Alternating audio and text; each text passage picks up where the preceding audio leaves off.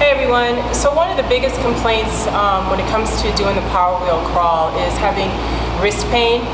And this happens a lot due to having kind of a shortened side here on the forearms where this stays lengthened. So when we get into a position that's like this, it can become pretty painful. So I'm going to show you a couple of things to do to just kind of help that out when you're practicing and doing the power wheel challenge. The first thing, well the only thing you might need is a golf ball. And I'm going to show you how to roll out the hands. So the first thing you're going to do, and I'm going to go through this pretty quickly, but I'll show you really quick how slow I actually want the pace to be. But you're going to put that golf ball right here at the base of the thumb. You'll start in this position, and you're going to start to roll right on that fatty part of the thumb, which is called the opponent's pad. So you'll roll down on that, and you're probably going to find a spot that feels kind of tense.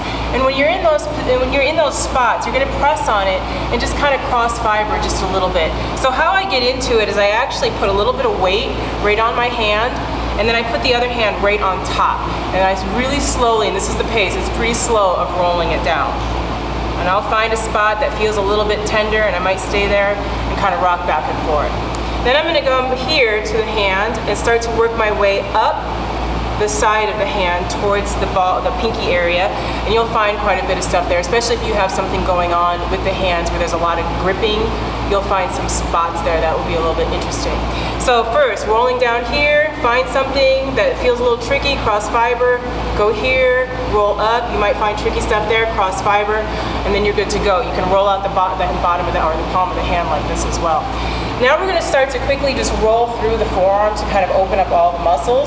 So I'm going to start with my golf ball right here. So you have this bone right on the side of the arm. I'm starting kind of right underneath that. I'm going to go ahead and place it down on the ground. And then to give myself a little bit of extra stuff, I'm going to put my hand on top of it. So then from here, the movement that you're going to do is kind of like you're hammering something. All right? And you're just going to start to roll it slowly, trying to stay as close to the bone as you can and kind of doing this movement. For some of you who have issues with the forearms, like mine are pretty tight, I might have a movement where the hand starts to kind of stutter like this.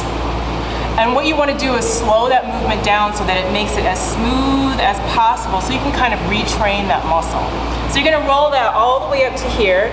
Then we're going to come to the front of the wrist. We're going to do pretty much the same thing, put some weight on top of it. And then from here, we're going to open the hand and then flex at the wrist and extend. Okay? You can also close. It does change things just a little bit.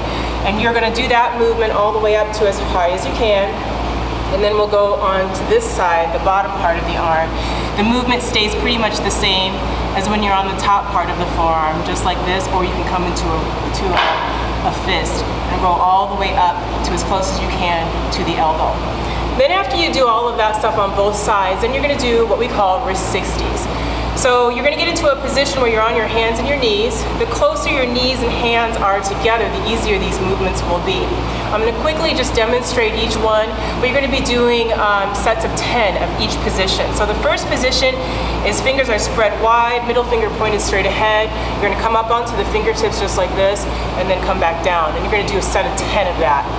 Then you'll turn hands out, coming up onto the fingertips, 10. And then you'll take the hands back towards you, and again, 10. Then we're going to go to the fists. And this is where things can get tricky, especially if your wrists are kind of tender. What will happen, and we're going to try to avoid this, is when you go onto the movement, which is like this, coming down onto the wrist, we tend to do this to try to take that pressure off. I want you to get into a comfortable position that you can actually put some weight on the wrist without it feeling too painful. So if that means I need to walk my knees forward, so be it. If I need to walk them back just to find that spot, that's fine too. But I want you to avoid bending the wrist on this. So from here, you're just going to drop and open up the hands. Make sure that the thumbs also touch. You get a lot of movements that are like this where the thumbs stay up. Just make sure the thumbs are down. You're going to do 10 here. Then you'll turn, fists forward or palms forward, 10. And then you're going to do the most challenging, which is coming here, 10. And this is where you'll want to do this big time. So try to stay pretty straight. So put those into your power wheel challenge. Try to do that every day before or after you do your power wheel challenge. I hope that helps.